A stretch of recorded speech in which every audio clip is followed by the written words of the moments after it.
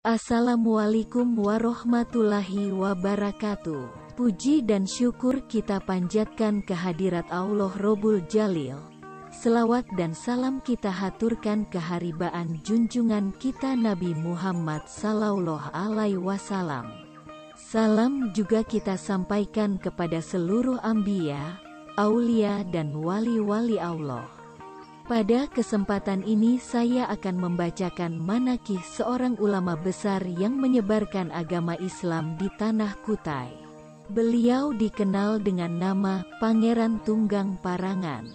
Datuk Tunggang Parangan atau Habib Hashim bin Musyayah bin Abdullah bin Yahya adalah seorang ulama Minangkabau yang menyebarkan agama Islam di Kerajaan Kutai di Kalimantan. Bersama temannya Datuk Ri Bandang pada masa pemerintahan Raja Aji Mahkota yang memerintah dari tahun 1525 hingga 1589. Tuan Tunggang Parangan berperan besar dalam menyebarkan Islam bersama Sultan Aji Dilanggar atau Aji Gendung gelar merhum Aji Mandaraya yang memerintah setelah menggantikan ayahnya Aji Mahkota sejak tahun 1589 hingga 1605, sehingga rakyat Kutai akhirnya memeluk Islam.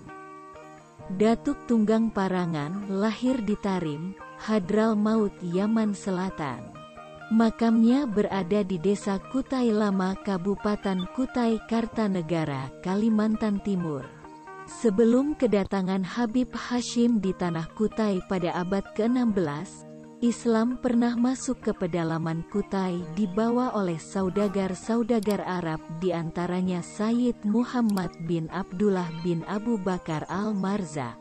Ulama dari Minangkabau, terjadi pada zaman pemerintahan Raja Mahkota, merhum berjanggut kawat. Ulama-ulama tersebut belum berhasil membujuk sang raja untuk memeluk agama Islam. Tersebutlah di dalam manuskrip Salasilah Raja-Raja Kutai bahwa Islam masuk ke Kutai sekitar tahun 1604 m, tepatnya pada masa pemerintahan Raja Mahkota.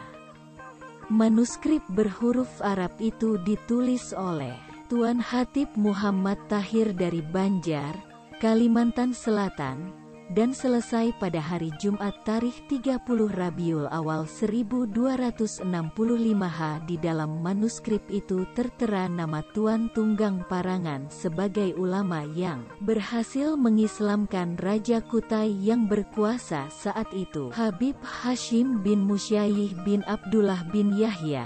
Dinamakan Tuan Tunggang Parangan sebab tatkala datang ke tanah Kutai di tepian batu jahitan layar, ia menunggang jukut parangan, hiu parangan, yang membuat orang banyak terheran-heran.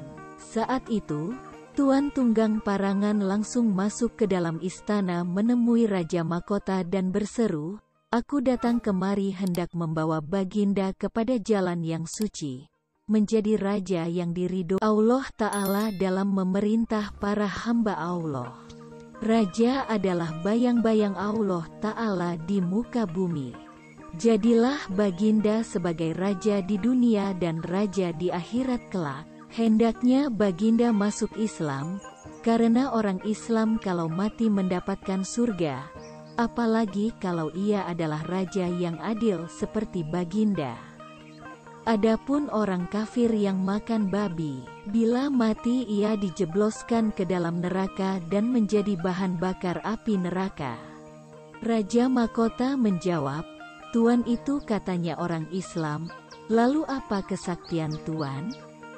Jika kesaktian saya kalah oleh kesaktian Tuan, maulah saya menurut perkataan Tuan. Namun jika saya tidak kalah, maka saya takkan mau menurut." "Baiklah, apa kesaktian Baginda? Keluarkanlah," tantang Tuan Tunggang Parangan. Raja Mahkota berkata, "Saya hendak menghilang. Cobalah Tuan cari saya." Kemudian Raja Mahkota tiba-tiba menghilang dari pandangan mata. "Ayo, carilah saya Tuan," terdengar suara Raja Mahkota. Segera Tuan Tunggang Parangan bergeser 13 langkah dan berkata, "Aku sekarang berada di belakang Baginda." Raja Mahkota menoleh ke belakang. Dilihatnya memang benar Tuan Tunggang Parangan berada tepat di belakangnya. "Ada satu lagi kesaktian saya. Jika kali ini saya kalah, maka saya benar-benar akan mengikuti ajaran Tuan," kata Raja Mahkota. "Silakan Baginda kerahkan," jawab Tuan Tunggang Parangan. Kemudian di hadapan rakyatnya, Raja Mahkota berdiri tegap sembari bersedekap tangan. Ia kemudian mengambil sesuatu dan menutup sesuatu itu dengan telapak tangannya. Ajaib, dari telapak tangan Raja Mahkota keluarlah bara api. Api itu terus membesar hingga membuat rakyat Kutai yang menyaksikan menjadi ketakutan. "Bisakah Tuan membawa api saya ini?" Kali ini Raja Mahkota menantang Tuan Tunggang Parangan dengan kepercayaan diri tinggi. Ia yakin bahwa kesaktiannya yang satu ini takkan bisa dikalahkan. Tuan Tunggang Parangan bersikap tenang-tenang saja. Ia turun ke sungai, mengambil air wudhu, lalu melakukan salat 2 rakaat. Tiba-tiba turunlah hujan yang tiada terkira lebatnya dan nyaris menenggelamkan kerajaan Kutai. Rakyat Kutai panik dan tunggang langgang berlarian. Mereka segera mencari tempat yang tinggi untuk berlindung.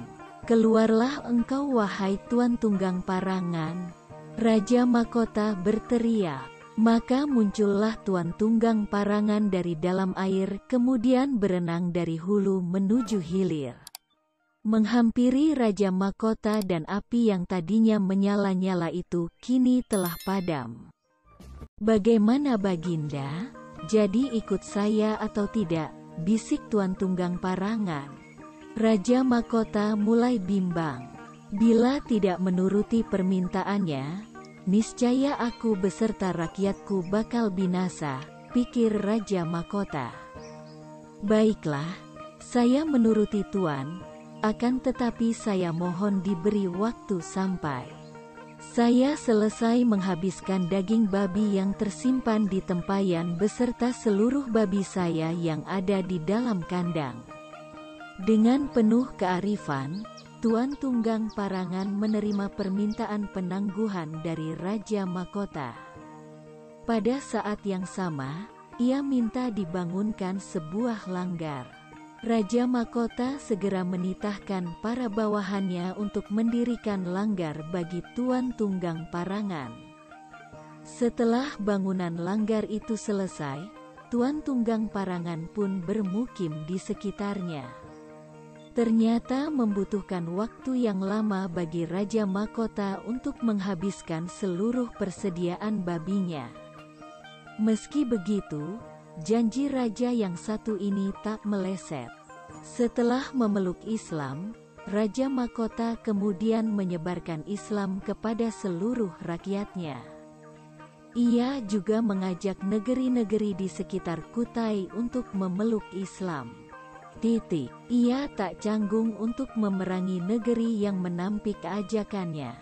Aji Pangeran Sinum Panji Mendapa, tahun 1635 sampai tahun 1650, salah seorang cucu Raja Mahkota, meneruskan perjuangan sang kakek dalam menyiarkan ajaran dasar Panji Selaten dan Undang-Undang Beraja nanti. Menurut Undang-Undang Dasar Panji Selaten, Kesultanan Kutai menerapkan hukum Islam dan seorang raja yang hendak naik tahta akan bersumpah terlebih dahulu sesuai syariat Islam. Habib Hashim bin Musyayah wafat sekitar tahun 1157 bertepatan dengan 1736 Ia dimakamkan di tepian batu negeri Jahitan Layar atau yang sekarang lebih dikenal sebagai Kutai Lama di pemakaman Raja-Raja Kutai Kartanegara. Allah yarham. Demikian sekelumit kisah mankib Tuan Tunggang Parangan.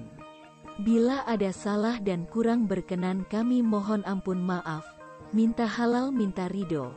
Wassalamualaikum warahmatullahi wabarakatuh.